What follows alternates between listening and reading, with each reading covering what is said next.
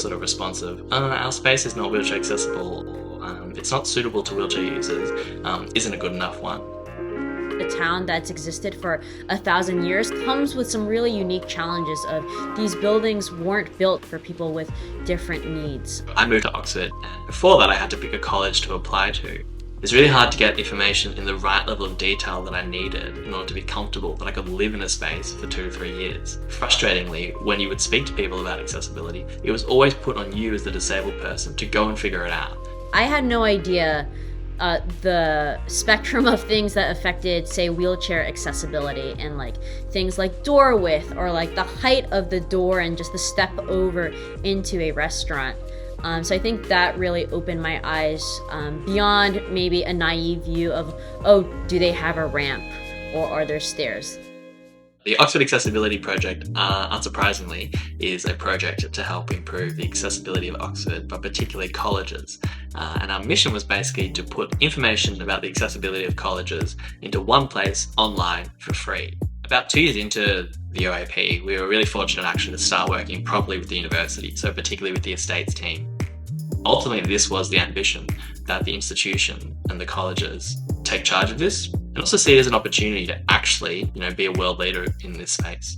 We can't really call ourselves the best university in the world if we exclude, 1/5 of the population by not making this accessible to them.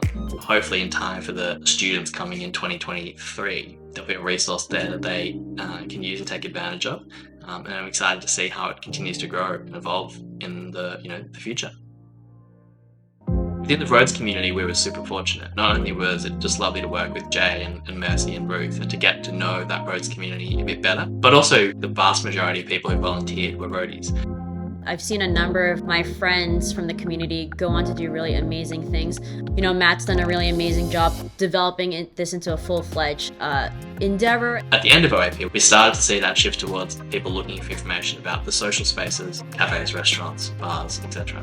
And from that evolved sociability, which is, something I'm still working on full-time today. And our mission is to provide a platform where disabled people can go and find information about the accessibility of the world around them in a way that allows them to choose.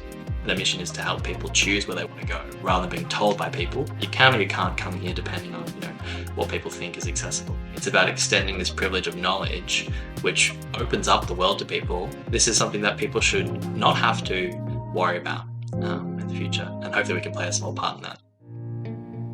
All our work is to mainstream this conversation around accessibility and inclusion, and to make this the norm, that actually disabled people can just go everywhere, but also it's something that everybody can help with. I think that's the big thing. If you're non-disabled and you've never thought about this issue before, that's not a reason or an excuse to not engage with it. It's an opportunity, and I strongly encourage you to take it.